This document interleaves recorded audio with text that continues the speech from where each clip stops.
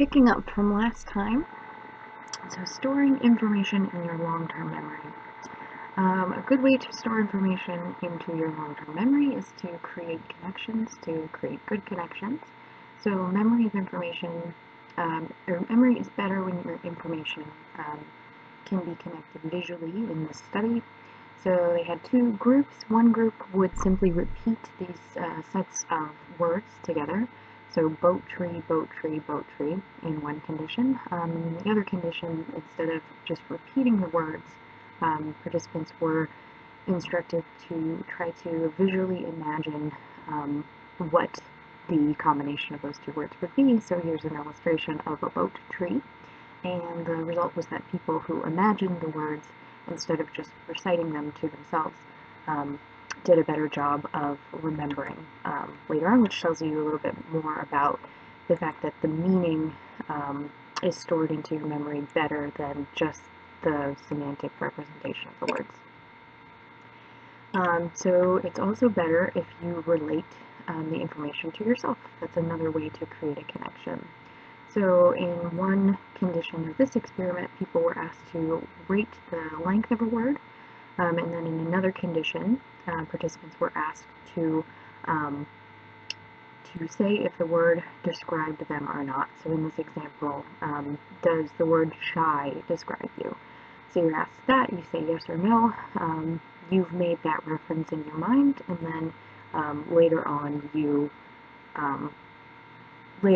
tested on the words and you have a better, or participants had a better percent correctly recalled if they related the information to themselves. So it gets us at this idea of a retrieval cue.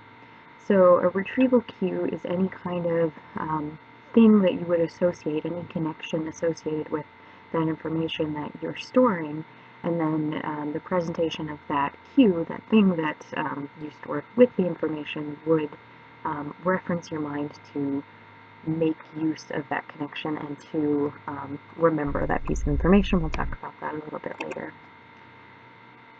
So another way to remember information better is to generate information for yourself. So in this experiment, participants either read these lists of two words, two connected words. So crown, king, crown, horse, saddle, lampshade, etc. And then in another condition, participants were asked to instead generate the words for themselves. So king with CR, most people generated crown, same thing, horse, saddle, lampshade, etc. And so the participants who, instead of just passively remembering the two linked words, they generated the information for themselves, had 28% more words recalled. So the same type of idea, creating these reference cues within your mind. You can think of creating an organizational structure. So in this experiment, one group of participants were given a map of how this information related. So all of these words were presented in these categories. So this is some structure of organization. So each thing, so mineral has connections to metal, to stone, and through the lines to each of the parts of this information. So people were either given lists with these different connections, or they were given lists totally free, no connections made. And participants who were given organized information had better recall. So same thing with, if we can organize information visually, this will also help your learning, or how you are able to remember. So here's a passage. You can read it if you would like to. It's described in your book as well. So there are three conditions in an experiment. Either participants were shown this passage, asked to read the passage, and then later to remember details, or they saw this image. Either they saw this image before reading the passage, they didn't see the image, or they saw the image after reading the passage. So people who saw the image before reading the passage remembered a lot more than obviously people who didn't see it at all, and people who remembered after got some context by seeing the image, but still weren't. It's you're still given a lot more cues for remembering if you see the image before reading the passage. So just in summary, is storing information in your long-term memory, factors that will aid you in encoding. You create connections, you generate information, and you can organize information better. Those will help you store information in long-term memory. Here's a little bit about the neuroscience of memory. This is, I think, discussed in Chapter 7 within your book, and the end of Chapter 6 in both books. So anyway, there are two processes mostly involved in consolidation of memory. Let me check this really quick. Sorry, guys. Okay, mic is recording. Just checking. So there are two processes involved in memory consolidation. There's structural changes at the synapse, and there's changes in activity at the synapse. We'll look at diagrams in just a second. Structural changes, when you have repetition of information, this leads to the protein or the synthesis of new proteins and actual changes to the physical connections of these synapses. And this will lead to changes in activity itself. So it's called long-term potentiation. So that enhances the firing of the neurons after they have been repeatedly exposed to the stimuli. So here's just a little image. With your first presentation of the stimuli, you have some action potential firing going on, whatever's going on. But as you are continuously exposed to the stimuli, or the stimulus, the stimuli, whatever, new proteins are being synthesized, more of them, and changes are occurring within the synapse, within the axon terminal, that will lead to an increase in the firing rate eventually. So it leads to these types of changes. The more protein is synthesized that can be transferred, and just the way that it's configured will lead to more firing rate later. So this is that long-term potentiation, the enhanced firing of neurons after the repetition of the stimuli. So you can see that little picture at the bottom there. So in the first figure, you've got those 5 bumps for the initially slow firing rate. And as you can see, it's sped up. It's an increased firing rate, which is that long-term potentiation. So amnesia is always a fun pop psychology topic. I'm sure you heard of this before you became psychologists, most likely, because it's such an interesting phenomenon. It's scary in a lot of ways too. So amnesia is that loss of memory. So you have two different forms of it. So there's an inability to access old memories, which is called retrograde amnesia, and then there's an inability to form new memories, which is anterograde amnesia. So if you remember, HM was a patient that we studied either last week or a little bit before. So a man who had damage to the hippocampus and was then unable to form new memories.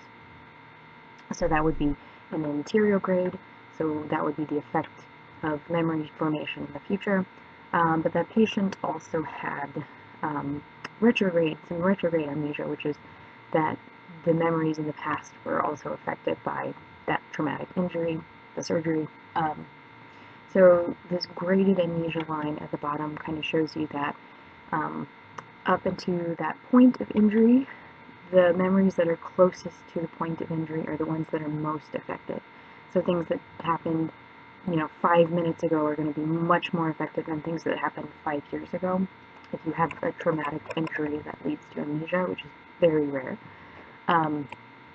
It also shows you, so this kind of shows you that your recent memories, recent events, are fragile memories. So there's interesting stuff happening there. And that really speaks to this idea of consolidation of information. So you have those recent memories, but how do you consolidate and store that memory so that they're long-term, they're not so fragile? So consolidation is the process of storing information into your constructed, good solid memory, which happens in different brain regions.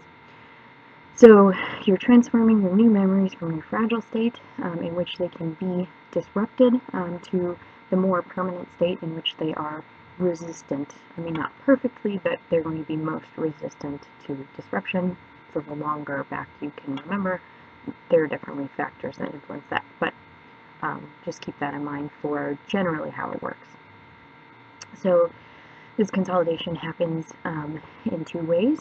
So there's synaptic consolidation, which is a structural change at the synapse that happens within minutes.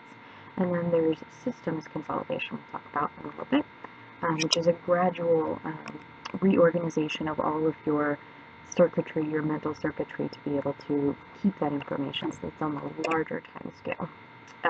Here is the standard model of consolidation. So your consolidation has a lot to do with your hippocampus. So this is the model that you kind of look at, and I'll describe it here and then in the next couple slides.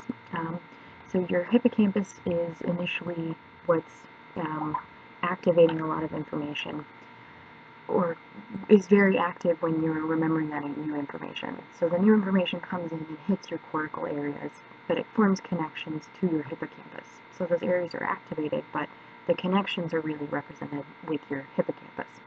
So over time, different processes occur, and your cortical areas become better at connecting that information. So over time, they don't need the hippocampus to connect them meaningfully anymore. So that's kind of how this happens. You have incoming information activates a number of areas in the cortex, so the hippocampus coordinates the activity of the different cortical areas which are not yet connected. During reactivation of the hippocampus, it replays that activation. So you have the stimulus occurs and then it's gone. Your hippocampus is remembering that, it's reactivating that neural activity. That allows you to form connections in your cortical areas when you're restful, so you're relaxed in your wakeful state, if you're rehearsing them, or at night when you sleep. And eventually these cortical connections become strong enough that they can be linked directly together. The hippocampus no longer needs, or they no longer need the hippocampus to relate that information. So that's when they become much less fragile. Here's a little diagram showing again just what we were talking about in that standard model. So you can see your most recent memories. This is not, this is just a representation. This isn't actually like a study. But you can see your recent memories in this model have high activation in the hippocampus and lower activation in the cortex. And then as time goes by, you're going to have lower activation in the hippocampus and higher activation in the cortex. So here's a little bit about the brain regions. So your medial temporal lobe, you can see the hippocampus is one of those areas, and so they're all labeled in blue on this structure, are activated for your most recent memories. So here is a brain imaging study where they had people, they recorded activation in your medial temporal lobe for recent and remote episodic memory of sentences. So really the takeaway message from this is that your hippocampus might not be needed later on when cortical areas have that information represented, but you still have that remote memory of those events. So it's still activated even though your cortical areas don't necessarily need it. But again, your hippocampus could become injured or anything like that. So those cortical areas are needed to keep that information more safely over time. But here's basically the current state of the art with memory. The hippocampus and medial temporal lobe are activated during that consolidation. So they're activated for recent semantic memories and also recent episodic memories. But these areas are also activated for remote episodic memory, not for remote semantic memory. But that remote episodic memory is still intact after your medial temporal lobe damage. So that would be the part of the cortical areas. So a lot of the areas that are related to memory are also related to emotion. That's why your emotional memories stick out a lot more, either very happy or very distressed, that type of thing. So here's just a study with a little bit of evidence for that. So words that were correctly recalled in an emotional state versus a neutral state, and pictures that were recognized in an emotional state rather than a neutral state, just shows that the presence of intense emotion can improve your memory of whatever thing is presented at the time. And also this activation is in the amygdala for emotional stimuli. Okay, so how do we get information from our long-term memory? So most of the failures that occur ever in memory are not failures of actually memories being created, things being stored in your memory. They're a problem with your ability to be able to retrieve that information. So that's that kind of that tip of the tongue phenomena where you have something, you know exactly what you want to be referencing, but you're failing to retrieve that information properly. So we talked a little bit about retrieval cues earlier. Being presented with a retrieval cue can help you remember that information better.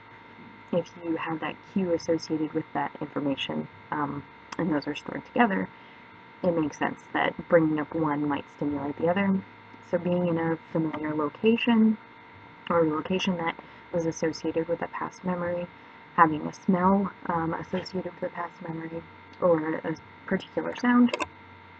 Here's an example, I think from the beginning of chapter 6 in your book, where a woman had her grandparents pass away when she was very young and didn't remember sort of a chapter of her childhood, but at some point as an adult, she went back to the house that her grandparents lived in, and it activated a bunch of memories from when she was 8 years old. Kind of interesting anecdotal evidence. So here's just a little bit about cues and the ability to recall. So here's an experiment where there's a group that was told to remember a list of words. They were presented with a list of words, so that's the acquisition state. And then so they were both presented with a list of words, a similar list of words. And then in the second part, they were given a memory test, but one group was first told, or they were reminded that the categories of the words that were presented were birds, furniture, etc. So basically presenting somebody with that kind of a cue, like this is some information that you might that might help you remember that past information that you are remembering, that list of words. Makes sense that it increased the percentage of words correctly recalled. But same with sort of that generation we talked a little bit about in memory. If you're self-generating these cues themselves as well, so if you're self-generating the thing that helps you remember the information, that also leads to better remembering. So in this condition, participants created their own cues for something like banana, or they saw or they had somebody else create the cue for them, or they didn't participate at all. Nobody created anything in front of them. They were just given the cues, and you can see the effects on the percentage of words they correctly recalled. So there's also this thing, so your information retrieval, the cue can be more than just a word presented to you. It can be the location that you're in or the mood that you're in. So that speaks to encoding specificity. So in this study, it kind of shows that information is learned together with its context. So they presented, they had somebody dive underwater. So in the study, they were presented with things to remember in an underwater condition and an on-land condition, And if you learned the thing underwater, when you're tested underwater, you performed better than if you were tested on land when you learned underwater, and vice versa. So a very similar thing with mood. If you learn something in a sad mood and you're tested in the same sad mood or a sad mood, then your percentage recalled is higher than if you were in a different mood state. Same thing. So the study just showed the difference between happy and sad. Obviously, pretty polar concepts. So it illustrates that your retrieval of information will be better if your mood state matches that mood state when you are encoding that information. So it's that state-dependent learning. So yeah, let's tie all this into learning, because we're talking about learning and you're in school and you're learning, like we all should be. So what is this cognitive understanding of memory tell us about how we should be studying? Basically that if you're studying or when you're learning, you should elaborate on the information. You should try your best to generate information that relates to the things that you're learning. You should have organized notes. You should maybe make flashcards, find ways to create connections and organize that information in your mind. Yeah, to make associations between the things that you've previously learned, the things that you're learning, the things that you will learn. Take breaks in between so that you have a chance, your mind has a chance to encode the information into, or to store the information into your cortical areas. So maybe study and go to sleep for a little bit. Don't just all cram and do the last minute thing that we all do when we're in college, but try not to. And try to match your learning condition to your testing condition if at all possible. The thing I always heard in high school, you probably did too, was that you shouldn't listen to music while you're studying because you won't be listening to music when you're taking the test, unfortunately. Therefore, you'll get that tiny little boost from having that matching state. So in summary, long-term memory is an archive of information about past experiences of our lives and knowledge that we have learned throughout our lives. Long-term memory coordinates with the working memory to help create our ongoing experience of our lives. Primacy and recency effects have been linked to long-term memory and short-term memory, respectively. Look at that memory curve talked about in the beginning of the chapter. Hint, short-term memory and long-term memory are two separate processes. So think of those double dissociation studies between the short-term memory and long-term memory patients. So there's different areas in the brain, even though they're linked, that are mostly associated with these two processes. There's differences in primacy mode of coding, with long-term memory more likely to be coded semantically than short-term memory. Declarative memory is our conscious recollection of events we have experienced or facts that we have learned. So episodic memory is memory of our personal lives, or personal events of our lives. And semantic memory is memory for facts and knowledge. Remember, these things can interact with each other, but they are separate. So episodic and semantic memory involve different mechanisms themselves. Double dissociation, again, studies of episodic and semantic memory patients. We also have brain imaging studies, which indicate that overlapping but different areas are activated by episodic and semantic memories. And then we have implicit memory, which occurs when previous experiences improve our performance on a task or hinder. In this case, just remember that it affects our performance on the task. So we've got repetition priming. When presenting a stimulus affects the response of the same stimulus or a similar stimulus when later presented.